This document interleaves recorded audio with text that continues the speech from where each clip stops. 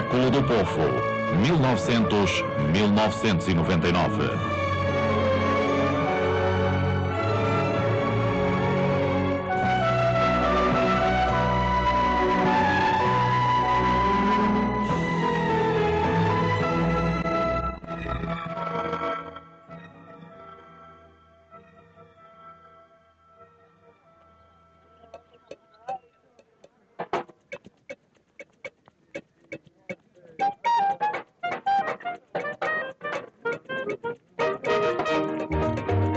Uruguai, América do Sul, no verão de 1930.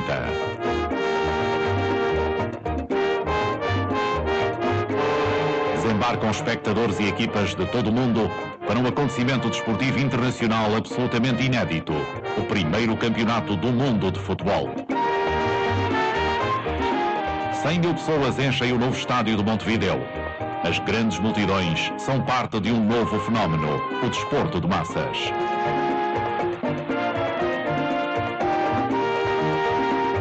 No século XX, o desporto torna-se mais do que um simples jogo.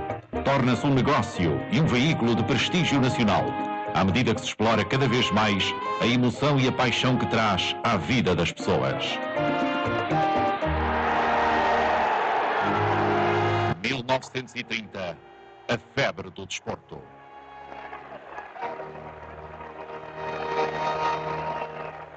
A história do nosso século, que é um século altamente contraditório, como vos tenho vindo a dizer, com lances dramáticos, alguns exaltantes, outros profundamente decepcionantes, não é somente constituída pelos acontecimentos políticos, ou seja, pelas guerras, pelas revoluções e contra-revoluções, pelos atentados, pelos golpes de teatro políticos e outros, ou mesmo pelas grandes realizações científicas, técnicas e artísticas. Há outros fenómenos sociais extremamente importantes que envolveram e apaixonaram as multidões. Entre eles, e talvez dos mais importantes, o aparecimento do desporto como fenómeno de massas. O episódio de hoje trata da febre desportiva. Fenómeno universal, forma de comunicação e de linguagem entendível por todos os homens e por todas as nações, ignorando fronteiras e barreiras linguísticas. O desporto, identificado com o prazer do esforço físico, em que o indivíduo ou um grupo se procura ultrapassar a si mesmo, é conhecido desde os tempos mais remotos da antiguidade.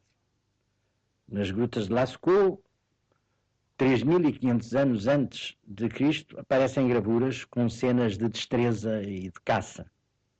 Em Knossos, na velha Creta, na civilização micénica, aparecem baixos relevos com cenas de tauromaquia, por exemplo.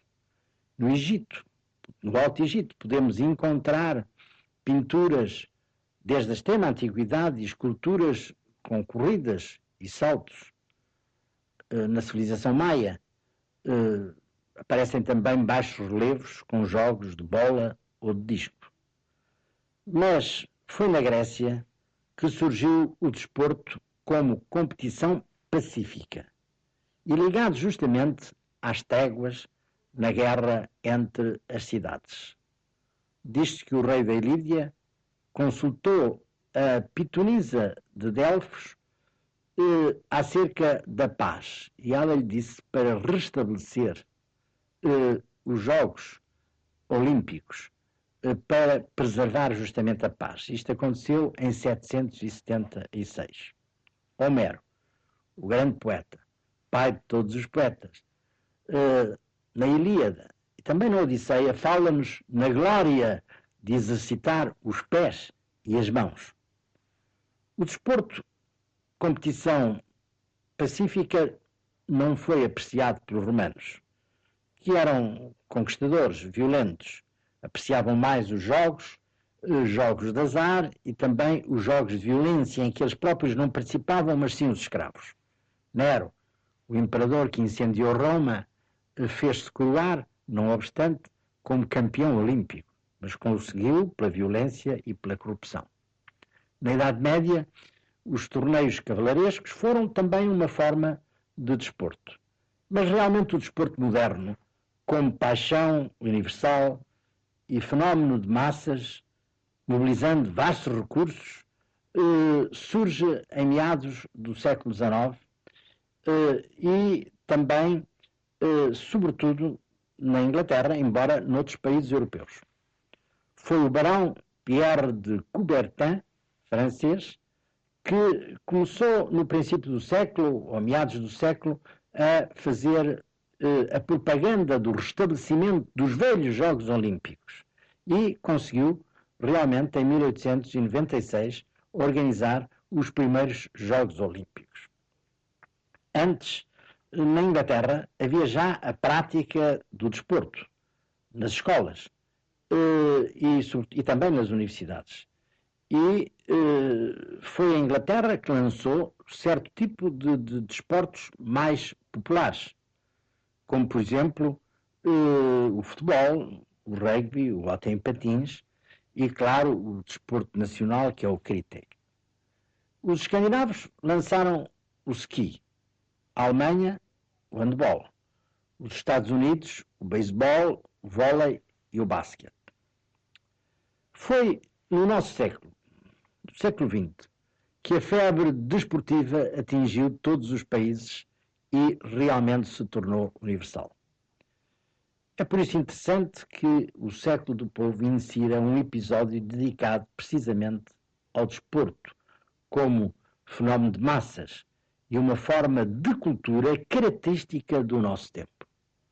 Sem deixar de ser uma prática individual, educativa e de formação, mens sana in corpore sano, quer dizer, uma mentalidade, uma mente sã num corpo são, como dizia e ensinava Juvenal, o desporto tornou-se, com os seus ritos, nos estádios, os seus heróis e os seus grandes mitos, um grande espetáculo de massas e uma paixão coletiva. Instalou-se a alta competição. Criaram-se instituições desportivas, os clubes, a imprensa desportiva, instituições internacionais ligadas ao desporto, toda uma complexa indústria ligada também ao desporto, que movimenta milhões e é, como outras formas de espetáculo, um meio privilegiado de evasão das grandes massas às dificuldades do dia-a-dia. A política e o dinheiro, para o bem e para o mal, apoderaram-se do desporto, com efeitos perversos que hoje estão bem à vista de todos. O doping, a violência, o mercantilismo levado aos extremos, formas de nacionalismo agressivo, que aproveitam o desporto, competição, para dizer que os seus países são os melhores. Hitler, em 1936, tentou manipular os Jogos Olímpicos de Berlim em favor do nazismo e da pseudo-superioridade da raça ariana. Felizmente, grandes praticantes africanos, principalmente dos Estados Unidos, mas também de outros países, ganharam muitas medalhas. Isso destruiu esse mito de Hitler. Em 1972, os Jogos Olímpicos de Munique foram palco de um terrível atentado terrorista contra os israelitas, todos se devem lembrar disso. Em 1980, os Estados Unidos tentaram boicotar os Jogos Olímpicos de Moscovo por causa da guerra do Afeganistão.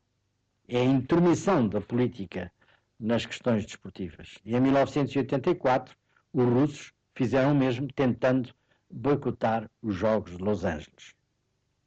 O desporto internacional, instrumento de paz e de fraternidade entre os homens, quando é posto ao serviço da política e dos interesses excessivamente mercantis, pode e perde com certeza a pureza e o seu valor pedagógico. Mas o desporto é uma forma importante como espetáculo e também para a preparação das pessoas. Confiamos por isso que os homens tenham a sabedoria de evitar que o desporto seja algo utilizado por o dinheiro e pela política. O desporto estava ainda numa etapa inocente, quando as Olimpíadas tiveram lugar em Londres, 20 anos antes, em 1908. O líder da maratona entrou no estádio cambaleante e desfaleceu perto do final. Mas os juízes tiveram a simpatia de erguê-lo e ajudá-lo a cruzar a meta.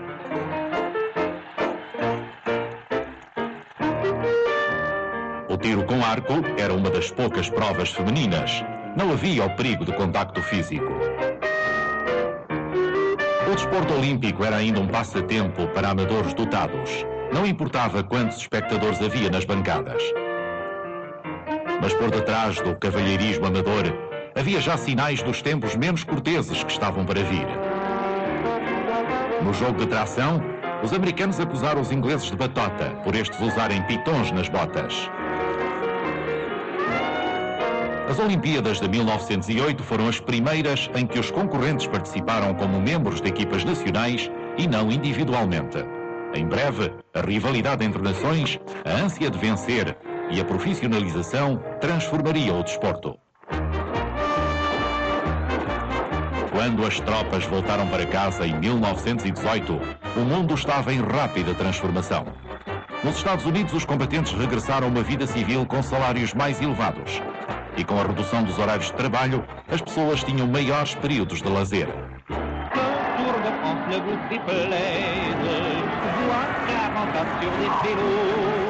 No continente europeu, o desporto profissional que crescia mais rapidamente era o ciclismo, que levava a emoção até às vilas e aldeias. A volta à França corria-se desde o início do século e o número de ciclistas cresceu tão rapidamente como o prémio monetário.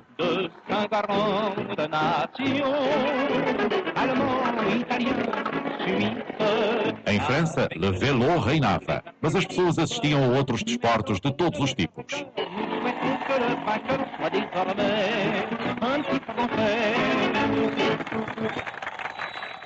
Na Grã-Bretanha, o ténis atraiu uma classe média em crescimento.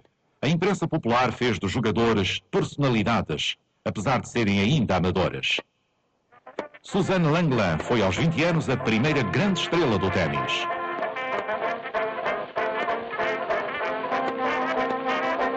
Tanta gente queria vê-la que todas as suas partidas tinham de ser jogadas no corte central. Lenglen acrescentou um novo ingrediente ao desporto de espectadores nos anos 20, o sex appeal. Libertou-se do espartilho e mudou a imagem do jogo para sempre. Viria a tornar-se profissional e ganhou uma fortuna com a sua popularidade. O verdadeiro espírito comercial chegou mais rapidamente ao boxe. Em 1921, nos Estados Unidos, teve lugar um combate que veio mostrar quanto dinheiro havia a ganhar com o crescente interesse do público. Um brigão de bar do oeste americano, Jack Dempsey, o pugilista de Manassas, ia defrontar um herói de guerra francês chamado Georges Carpentier. Tex Ricardo, o promotor do evento, encontrou apoios financeiros para suportar o inaudito prémio de $500 mil para o Campeonato Mundial de Pesados. Não havia um estádio com capacidade para o número de espectadores de que Rickard precisava para que o combate desse lucro. Por isso mandou construir um num baldio de New Jersey para ser usado apenas uma vez.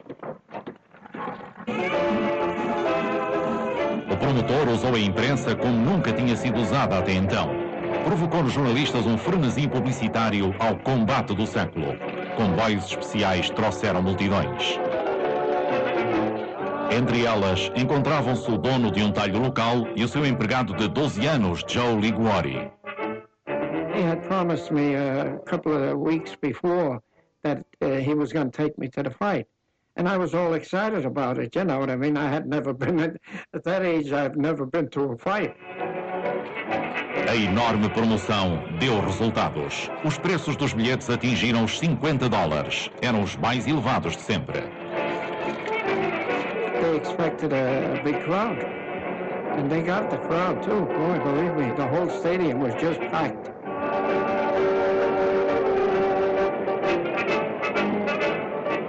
people were saying, my God, if this thing ever collapses, it'll be a catastrophe here. 90,000 people in a wooden stadium. Every time they got up to cheer, everything sort of shook a little bit,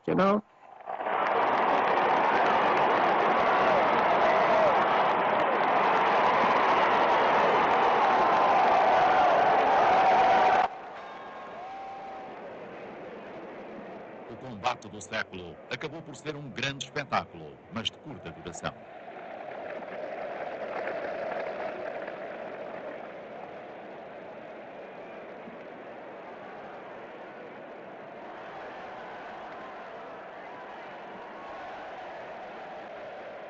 O combate atingiu apenas o quarto assalto, quando Carpentier sofreu um nocaute.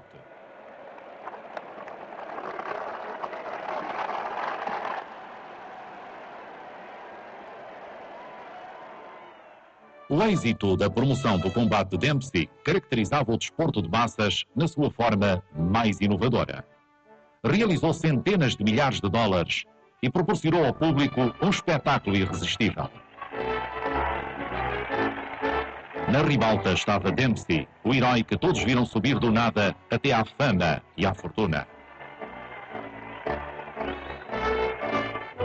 Era um sonho americano.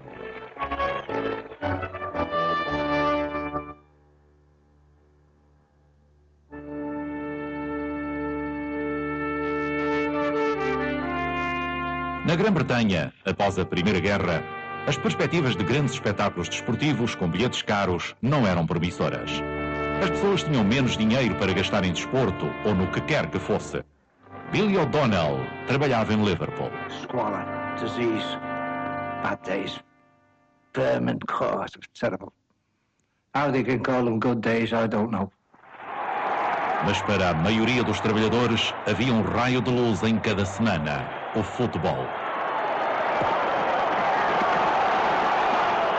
Em 1900 havia apenas um punhado de equipas profissionais. Nos anos 20 eram já mais de 80. Este jogo tornara-se uma parte essencial da vida de muitas pessoas. Football was always football in Liverpool. Nothing else.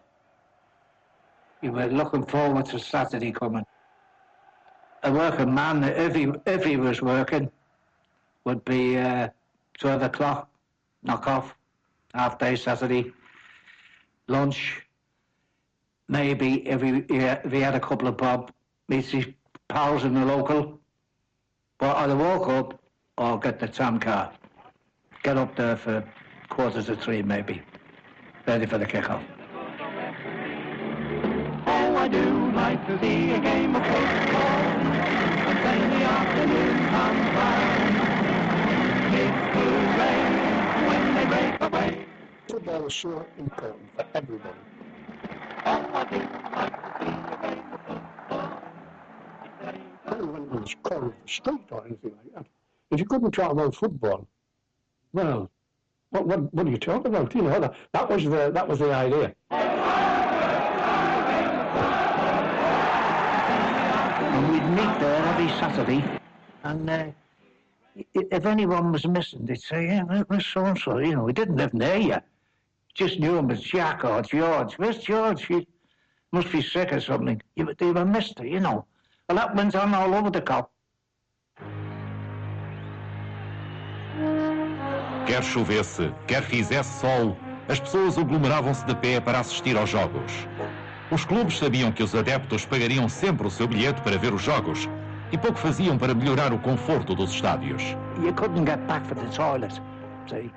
Some of them would go in after a few points and they'd talk where they were. But we used to roll the newspaper up, you know, make a funnel so it wouldn't splash on anyone. But if you were at the bottom, pair of Wellingtons or nothing, you know, or you were walking ankle deep.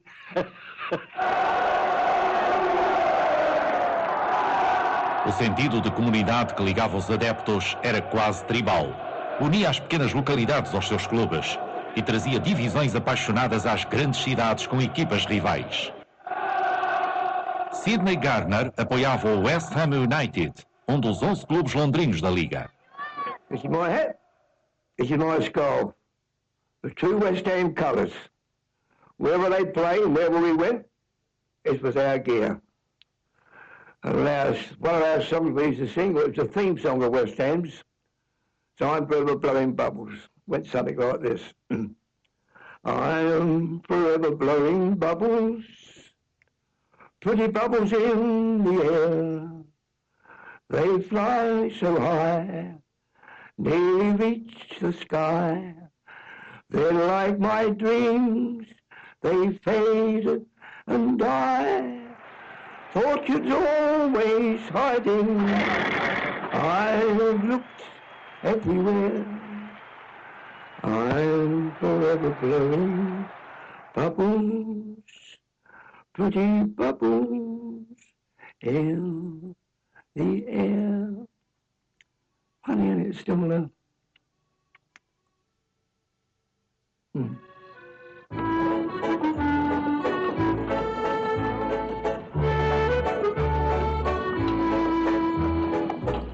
Em 1923, a equipa de Sidney Garner chegou à final da taça para defrontar os Bolton Wanderers, no novo estádio construído em Wembley, no noroeste de Londres.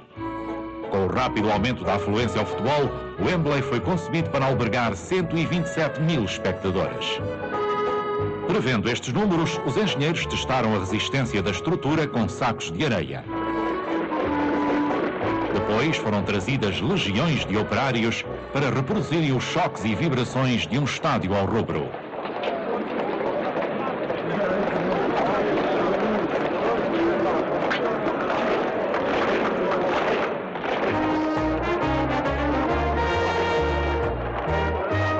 Mas ainda assim, o estádio não era suficientemente grande. No dia da final, 200 mil adeptos compareceram em Wembley. Entre os apoiantes do West Ham, na esperança de entrar, estava Sidney Garner, então com 18 anos. When we approached Wembley, we made our way towards the main gates. And there was literally thousands and thousands of people. Then we heard them say they've closed the gates. And all of a sudden, there was a surge at the back, trenches went down, they were literally jumping over obstacles. A lot of people fell, got trampled on. A pal of mine nearly got choked. He had a tie on, and his tie got caught. So he was one of the turnstiles or somewhere, and as the collapsed out was pushing, he was choking, but his tie split, luckily. You know what I thought, isn't it?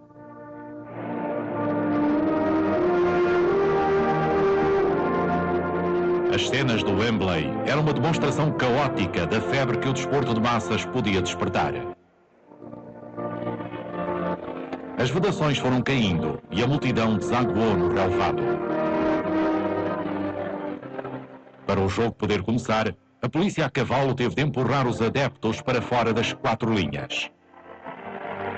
Era a prova mais evidente até então da enorme e crescente popularidade do futebol.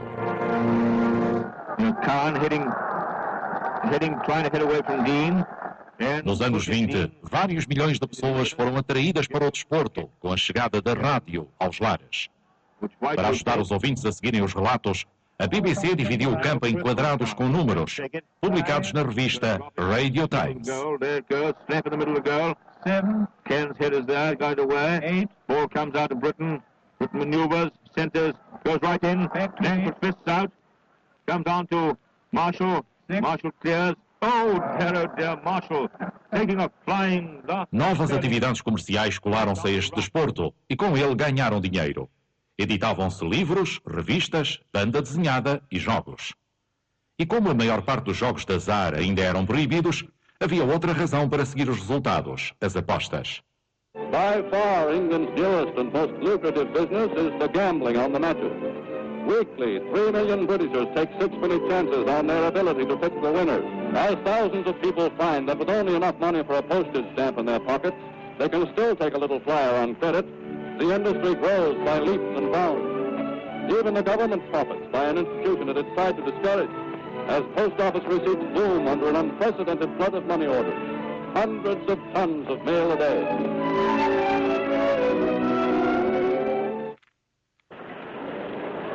Nos Estados Unidos, o beisebol era promovido com eficiência crescente.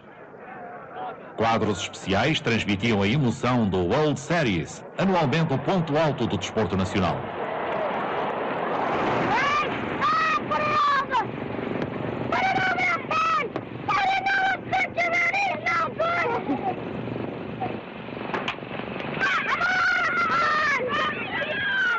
Os americanos aprendiam a jogar beisebol desde a infância.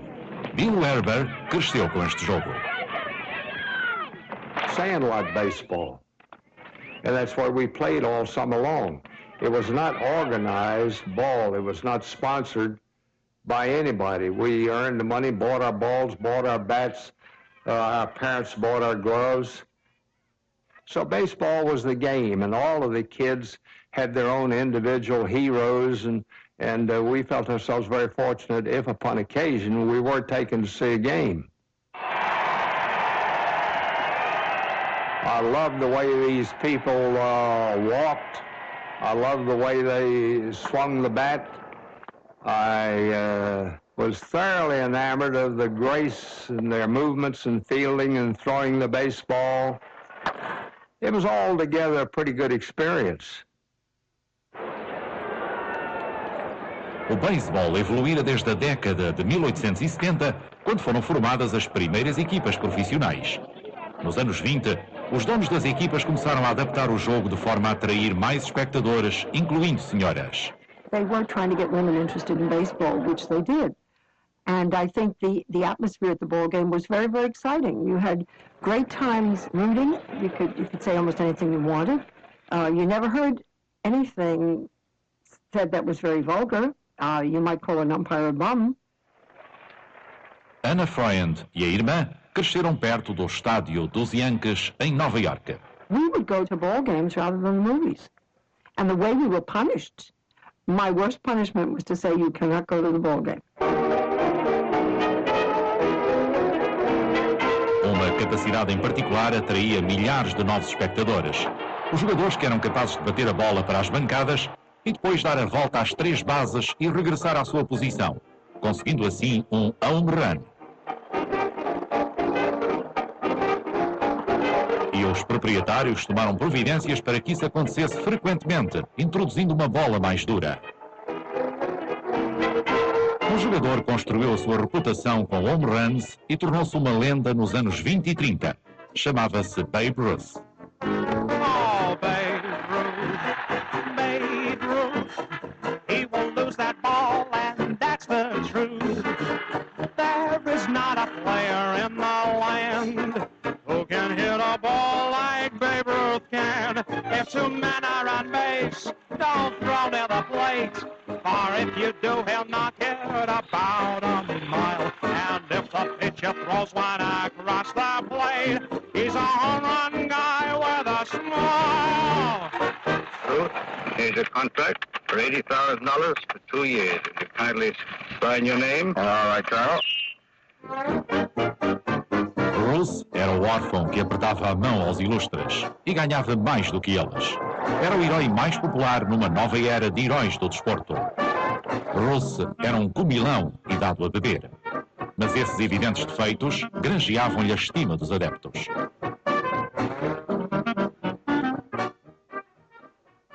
Quando os Yankees contrataram o jovem Bill Werber como profissional, este depressa sentiu na pele a personalidade do mito. I was in the shower one time, and the warm water was coming down on my face, and I was lathering my shoulders and arms and stomach and one thing with the warm water and the soap, and I felt a hot stream in the middle of my back, and I wondered how the water in my back could be hotter than the water in my eye. And I turned around, and there was Ruth using the middle of my back as a urinal. And I turned around, and he was enjoying himself, so there wasn't anything for me to do but to enjoy myself too. And I felt, well, I said, looks like I'm being accepted.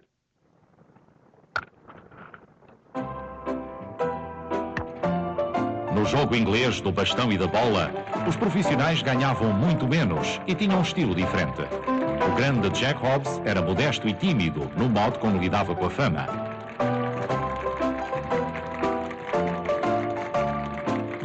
Jogando pelo Surrey e pela seleção inglesa, Hobbs bateu todos os recordes do cricket e era idolatrado. Directly you knew Hobbs was batting. Off we all went. We might be playing cricket in the streets as we were in those days, with a wicket against the wall, but our game of cricket would go and we would all run up the over to watch Jack Hobbs bat. He must have put 1,000 people on the gate if he was batting. It used to be sixpence to go in after the tea interval at the Oval and sit on the grass. We were really squashed. And of course there were no terraces then. It was just wooden benches with no backs. And it was most uncomfortable really, but we didn't notice that because we were so enthralled. On one occasion when Surrey were going off, we rushed up to pat him on the back, and that was really something. When we went home and told our mum and dad that we'd patted the great Jack Hobbs on the back.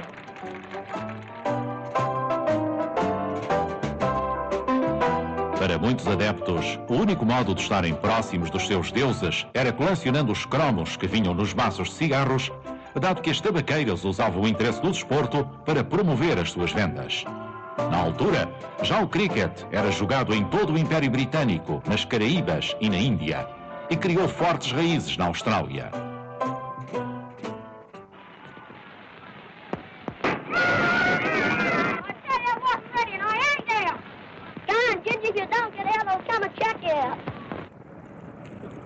Nos jogos do troféu The Ashes contra a Inglaterra, os australianos apresentaram uma série de heróis locais.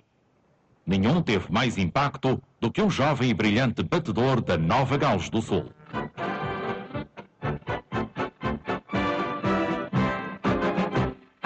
Who is it that all Australia raves about? Who has won our very highest praise? Now is it Amy Johnson or little Mickey Mouse? No, it's just a country lad who's bringing down the house, and he's our John Bradman. Now I ask you, is he any good? Our John Bradman, every Aussie dipped his lid to you. O troféu de Ashes assumiu grande significância em 1932, quando a seleção inglesa introduziu táticas controversas para tentar superar Bradman. Partiram para a Austrália com um plano.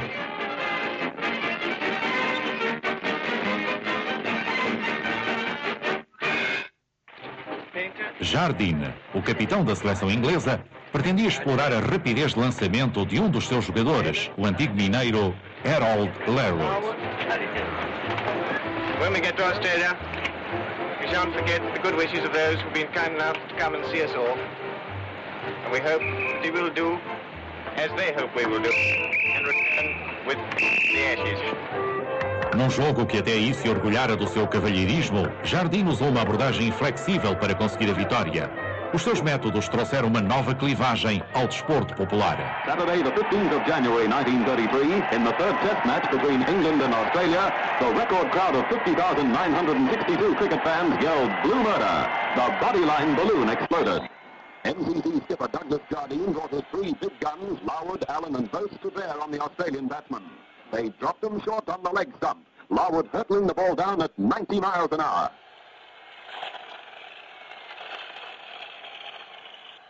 O que chocou as pessoas nos lançamentos de Larwood era o facto de apontar ao corpo do batedor em vez de tentar derrubar os tocos. Bradman teve grandes dificuldades e as coisas não ficaram por aí. It was hit or get hit, and Australia's captain, Billy Woodfull, got hit. Nas bancadas estava um jovem de 18 anos, Seth Starr. Jardine was the man they were blaming more than anybody else. The crowd started pelting him with orange peel and anything of a nature, anything they could throw of that type. And it was so bad, got so bad, that he was only there for an over or two and he had to shift himself and go back to his original position. From Larwood, and the ball crashed into Oldfield Temple. A controvérsia extravasou do campo de cricket. Os políticos juntaram-se à discussão. O comércio entre a Inglaterra e a Austrália esteve ameaçado. O desporto fez elevar a febre dos orgulhos nacionais. A Fuming Woodbull helped him from the field. The scoreboard showing Oldfield retired hurt, 41. The air became, you could feel it, volatile, electric. It would only need one man, one person, I feel, to have jumped the fence, and there could have been a very serious situation. The deadly enmity which had developed is best described by the cable sent to the MCC in London by the Australian Board of Control. It read, "Bodyline bowling assumed such proportions as to menace best interests of the game. In our opinion, it is unsportsmanlike, and unless stopped at once is likely to upset friendly relations existing between Australia and England."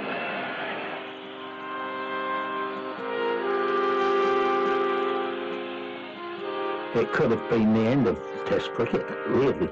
I mean, I still think it was cheating. Well, it may have been cheating in a way, but then there's always some ploy that is used, I suppose, to win.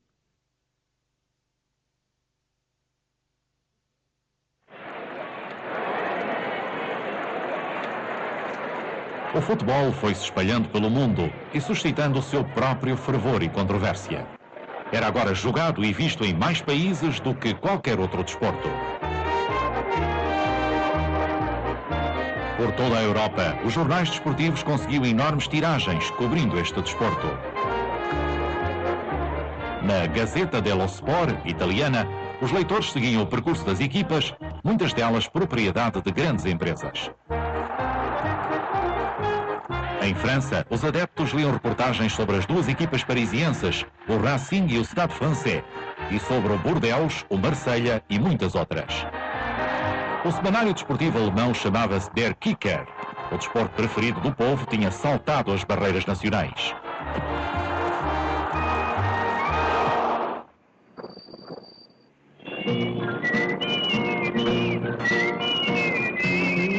Nas cidades da América do Sul, o futebol era seguido com mais ardor do que em qualquer outra parte, alimentando fervores nacionalistas. O Uruguai tinha enriquecido com a exportação de carne. Quando os britânicos foram construir o caminho de ferro, levaram consigo o futebol. Los hijos de los ingleses administradores son los que trajeron las primeras pelotas, trajeron los primeros zapatos y los uniformes, de manera que fue una novedad. Entonces se decía que era el juego de los ingleses locos, porque claro, como usaban pantalón corto y demás, que era una cosa muy original, muy rara la del pantalón corto. Pero los chicos criollos iban a ver jugar y empezaron a imitar las jugadas y a creer que las hacían mejor que ellos.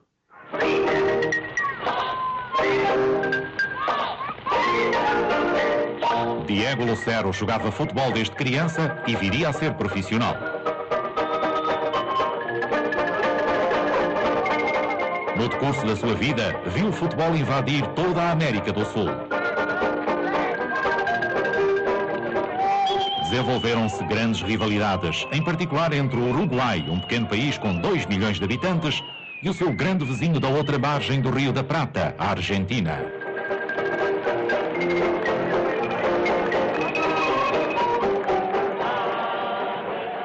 Los partidos internacionales entre Argentina y Uruguay eran grandes fiestas sociales. Iban las señoras, todas ataviadas, iba el presidente de la República, siempre todos sus ministros y demás, de manera que era un acontecimiento hasta de carácter diplomático.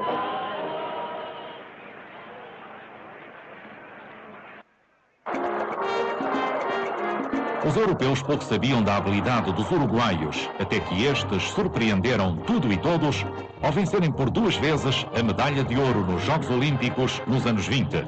O moral do país estava cada vez mais ligado ao êxito no futebol. Eso reflejó un gran honor para el país y un gran beneficio, porque entonces la gente del mundo empezaron a mirar los mapas para ver dónde quedaba Uruguay. Sin duda ninguna fue un gran trabajo que hicieron los futbolistas a favor del país.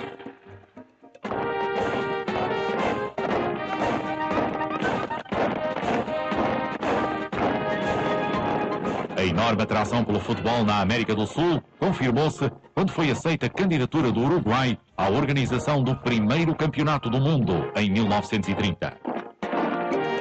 Os uruguaios apressaram-se a construir um novo estádio. A Inglaterra, berço deste jogo moderno, boicotou o torneio com altivez, mas estiveram presentes 13 seleções nacionais. E o que mais importava em Montevideo eram as rivalidades locais.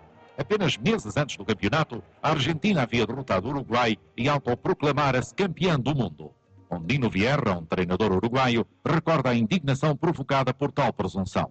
Y eso fue un grito de guerra,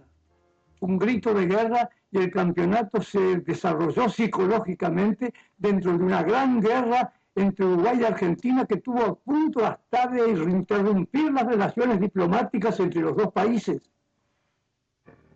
O clímax aconteceu na final, quando os dois vizinhos sul-americanos se defrontaram para o título mundial, não apenas como equipas de futebol, mas como países.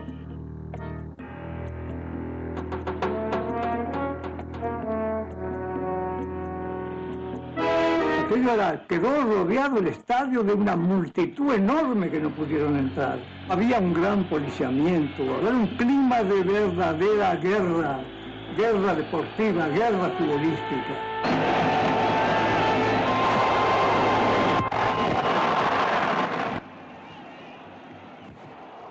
Fue una cosa terrible ya de lucha, de dureza, y el partido fue sin duda una batalla, ¿no? Nosotros terminamos el primer tiempo perdiendo 2-1. Los argentinos creían que ya se llevaban el campeonato mundial.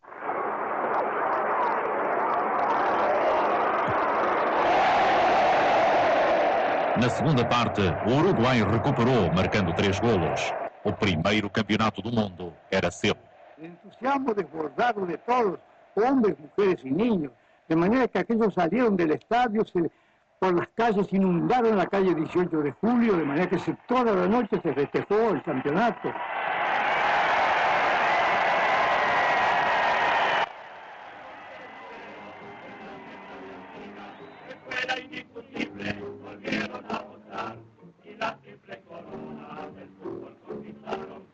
O impacto que teve sobre o orgulho e o patriotismo uruguaios refletiu-se nas gerações vindouras. Del mundo son campeones y América lo son, lo mismo que Colón.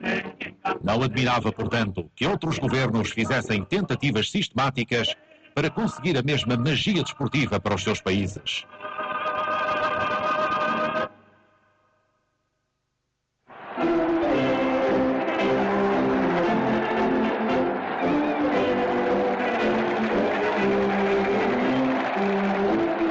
A Rússia soviética tinha-se mantido fora das competições olímpicas e do desporto internacional. Mas Stalin usava o desporto com todo o seu efeito propagandístico dentro da própria União Soviética. Os atletas deviam inspirar a nova sociedade socialista e ajudar a unir as repúblicas distantes.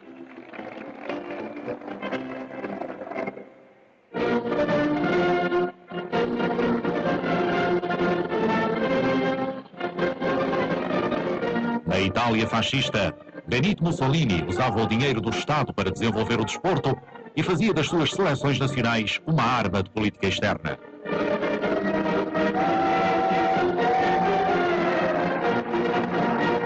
Os seus futebolistas conseguiram os resultados que ele pretendia ao vencerem os 2 campeonatos do mundo que se seguiram a Montevideo. Mas ninguém exploraria tão bem todo o potencial político do desporto como Adolf Hitler.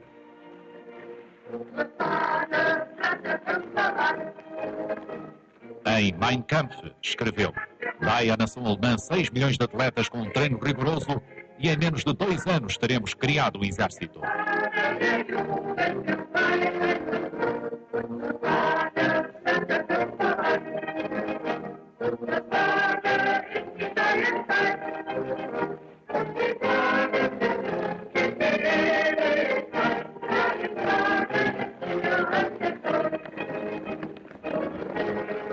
O atleta germânico que recebeu maiores atenções mundiais foi o pugilista peso pesado Max Schmeling. De início, Schmeling não mostrou qualquer interesse pela política e os nazis queixaram-se que ele estava a rebaixar a raça branca ao aceitar combater contra um jovem de 22 anos, Joe Louis, o bombardeiro negro, o melhor peso pesado americano.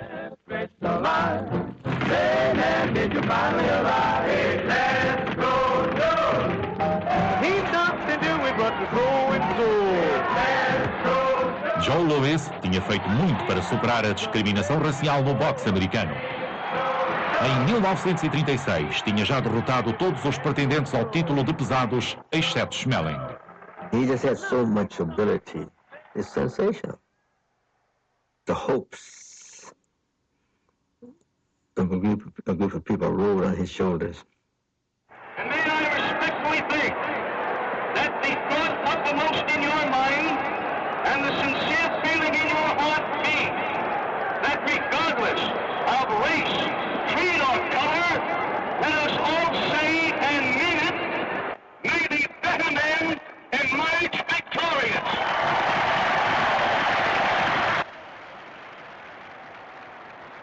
A promoção do combate entre Louis e Schmeling extravasou o caráter desportivo. And they're still off in the center of the ring, Schmeling backing away cautiously, waiting for some opening that he wants. And Schmeling over and high on Lewis's jaw. That made Lewis rock his head. Schmeling has sent Lewis down. No, Lewis is down. Over that 12 rounds that the fight lasted, Joe got hit with 60 right hands. Lewis is down. Lewis is down, hanging to the rope, hanging badly.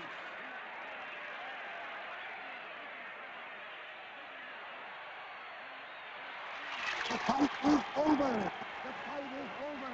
And Schmeling is the winner. That was one of the saddest days in this country I've ever seen. It was like a great president had died. The people just couldn't believe it. Just couldn't believe it.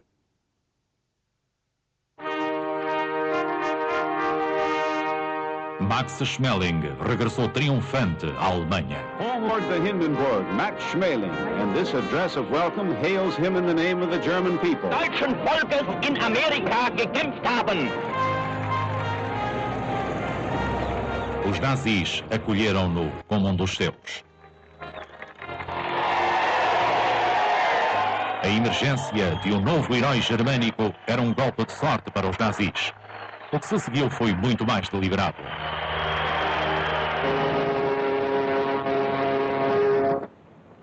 No verão de 1936, atletas de várias nações convergiram para a Alemanha para a 11ª Olimpíada em Berlim. Estava-se muito longe da ingenuidade de Londres 30 anos atrás. Os atletas iam participar num dos acontecimentos propagandísticos mais meticulosamente orquestrados deste século.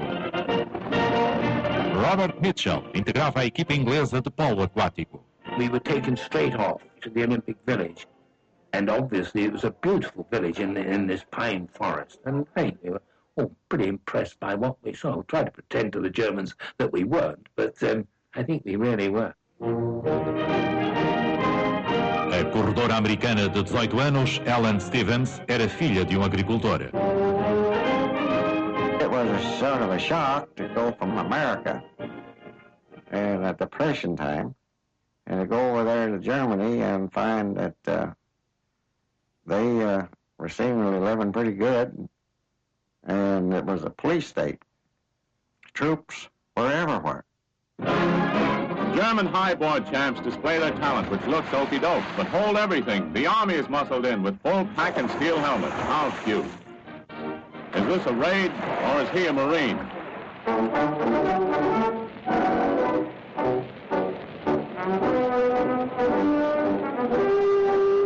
A cerimónia de abertura foi um espetáculo cuidadosamente encenado para conferir uma aura de majestade olímpica ao Terceiro Reich.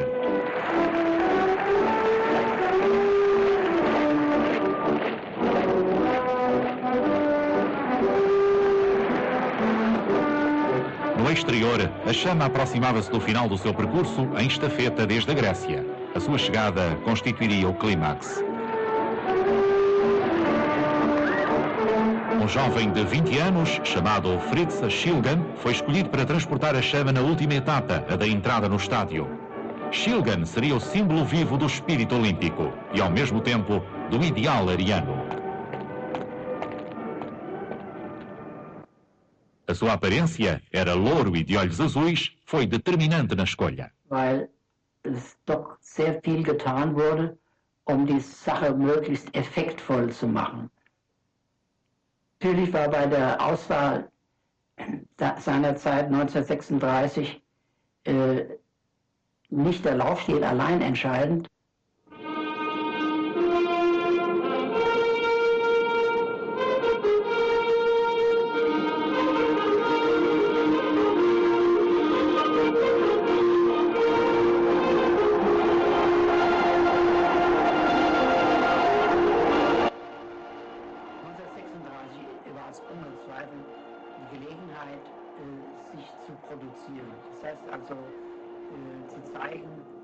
Was dahinter steht.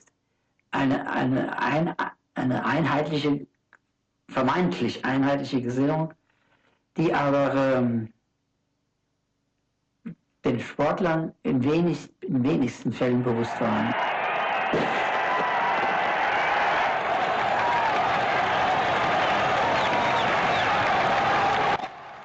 Para os líderes alemães, cada medalha ajudava a justificar o investimento feito e trazia respeitabilidade. Os atletas germânicos eram soldados no campo de batalha da propaganda. O nacionalismo impregnava o ar e a água. Tell you what occurred. Now, when we started a game, certain countries, particularly if Hitler was there, would line up in front of Hitler and all give the Nazi salute in the water. The whole team would line up. And we sort of stood and lounged against the goalpost at the other end, you see, and tried to look as lounging as we could, you see.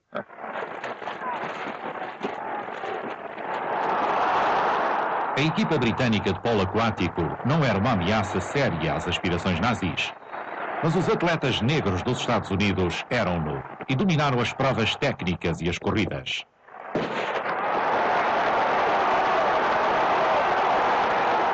Jesse Owens assumia o comando com 4 medalhas de ouro. The competition was grand, and we're very glad to come out on top. Thank you for coming.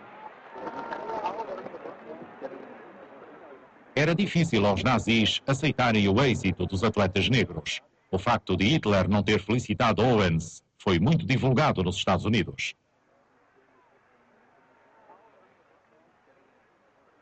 Mas a vitória de uma americana branca foi tratada de modo muito diferente.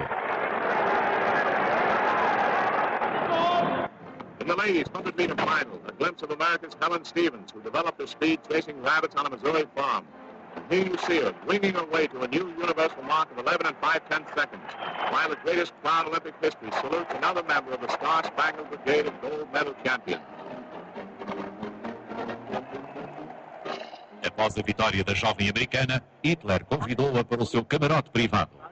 I said, I believe Hitler's going to shoot me because I see some of those black shirts coming in here and they're testing their Lugers, pulling them in now, their holsters. And then they arrayed themselves around the room, and then Hitler came in, accompanied by an interpreter, and gave us a sloppy salute. I didn't return it. I gave him a good old Missouri handshake, and I put extra pressure on it, and that gave him the wrong message because immediately he began to hug me and pinch me and squeeze me and see if I was real. And he said, how about spending the weekend with me in Burgerstown? That was his mountain retreat. Helen Stevens recusou o convite. Then he wished me well and hugged me again, pinched me and laughed.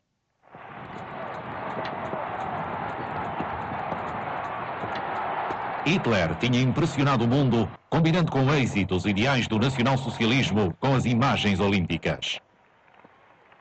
A Alemanha gozava, pelo menos nesse momento, a glória conseguida.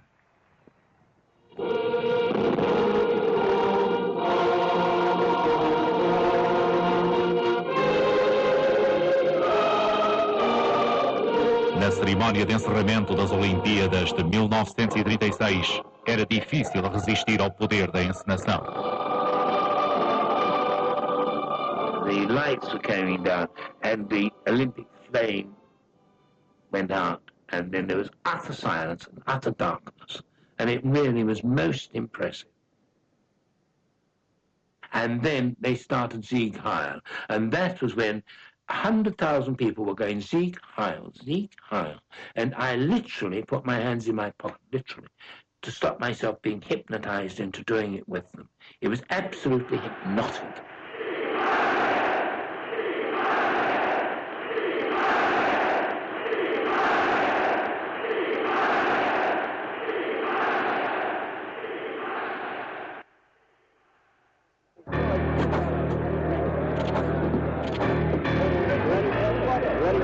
Dois anos depois, Joe Louis e Max Schmeling iam reencontrar-se no ringue. Todas as forças que caracterizavam o desporto do século XX, a promoção, o dinheiro, o nacionalismo e a propaganda, reuniam-se num único acontecimento. Estava em jogo o título mundial de pesados, e John Lewis tinha uma oportunidade de redimir-se do único fracasso da sua carreira profissional.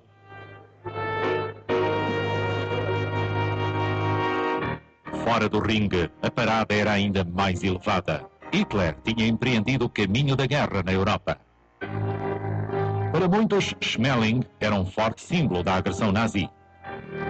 Para os adeptos do boxe nos Estados Unidos, tornava-se mais importante o facto de Lewis ser americano do que ser negro. It was a new, great feeling. He was the representative of all America. All America. Em junho de 1938, milhões de americanos e europeus estavam pendentes do drama que se desenrolava em Nova York. Ladies and gentlemen, here is the biggest show on earth. Joe Louis, the world's heavyweight champion, versus Max Schmeling, Germany's contender. Broadcast by Buick, direct from the ringside of the Yankee Stadium, New York City. The commentators, Clem McCarthy and Ed Ferguson.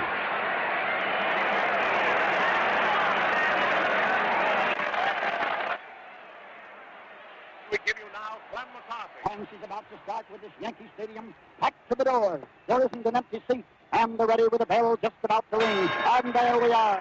Joe Louis is in the center of the ring. Max going around. Joe Louis lets pick with two straight lefts to the chin. Both of them right, but as the men clinch, and Louis missed with a left swing, but in close front of a hard right hook, and a right to the jaw. And again, a right to the body, a left hook, a right to the head, a left to the head, a right. There he is going down. But he held to his feet, held to the rope. Donovan is watching carefully. Louis measured him. Right to the body, a left hook to the jaw, and Schmeling is down. The count is 5, 6, 7, 8. The fight is over on a technical knockout. Max Schmeling is beaten in one round. The first time that a world heavyweight championship. Lewis tinha conseguido uma vitória carregada de simbolismo. Mas outras provas da nova função do desporto foram dadas quando os dois pugilistas desempenharam o seu papel no capítulo que se seguiria.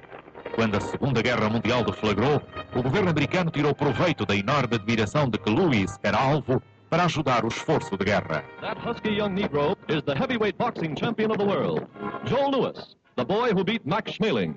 The Army can use that fighting spirit, and Joe Louis is now a corporal of cavalry, somewhere in the West. Os filmes de atualidades alemães usavam Max Schmeling exatamente do mesmo modo. Max Schmeling, Deutschlands populärster Boxer und ehemaliger Weltmeister, hat sich freiwillig zu den Fallschirmjägern gemeldet. Er steht in der Front seiner jungen Kameraden, die hier zu Fallschirmjägern ausgebildet werden.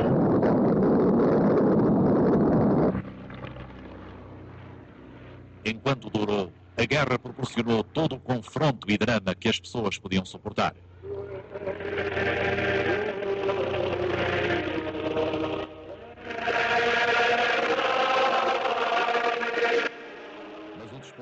Estava agora profundamente enraizado na vida do homem comum em todo o mundo. Após a guerra, ver-se-ia ainda mais explorado e comercializado. Mas proporcionaria ainda uma noção de identidade e continuaria a ser um escape de emoções. O desporto tornara-se uma das grandes paixões do século.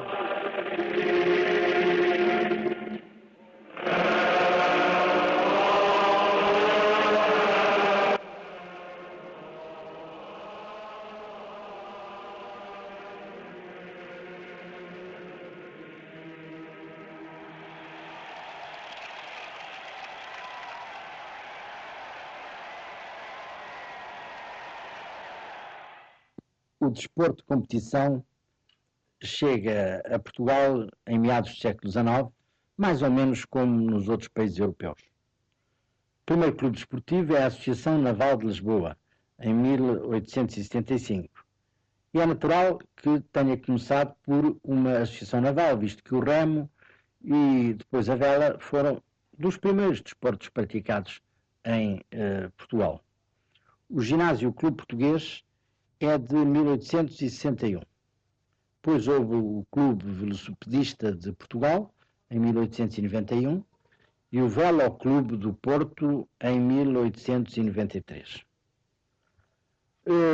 Dos grandes clubes, o Futebol Clube do Porto é o mais antigo, embora haja alguma polémica quanto a esta antiguidade.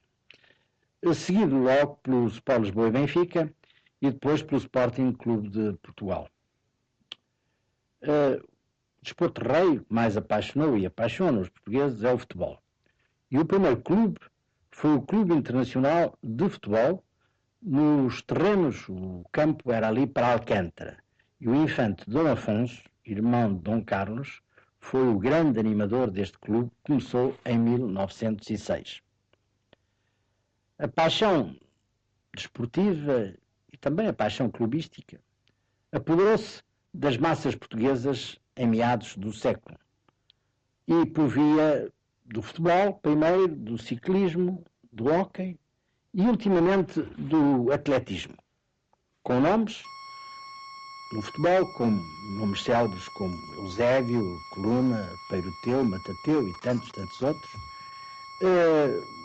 No ciclismo, com Nicolau, o velho Nicolau, José Maria Nicolau e Trindade, Joaquim Agostinho,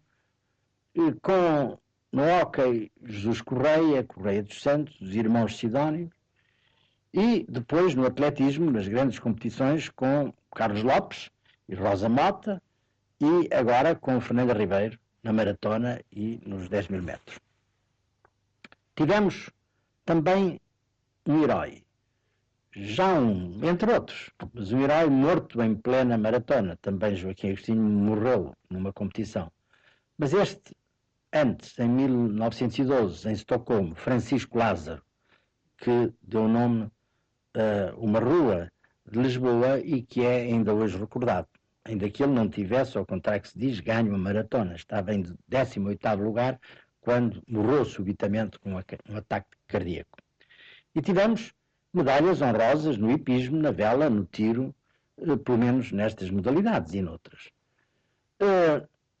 Repare-se, contudo, que o primeiro estádio que houve em Portugal foi construído só em 1940. Foi o Estádio Nacional, que ainda é hoje um belo estádio. E o Instituto Nacional de Educação Física é dos anos 50. Foi, portanto, daí para a frente, dos anos 50 para diante, que a paixão desportiva mais se intensificou e em Portugal, alastrando e dominando todas as classes sociais, sem exceção. Basta, por exemplo, lembrar que o jornal A Bola é o jornal mais lido de Portugal. E, aliás, é um excelente jornal, como todos sabem.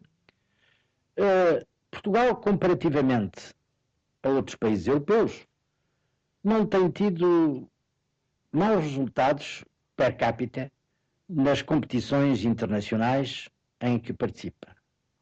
E podemos dizer que a cobertura de equipamentos desportivos não nos envergonha. Nos últimos anos tem sido feito um enorme esforço pelo Estado, pelos municípios, pelos clubes, com certeza, para aumentar essa cobertura e possibilitar a prática do desporto aos jovens e a toda a população. Mas a paixão clubística, no pior sentido, tem vindo também a aumentar, bem como os atos de violência entre espectadores das competições. E também podemos dizer, talvez, que as juventudes clubísticas nem sempre têm sabido canalizar, no melhor sentido, as suas legítimas paixões desportivas.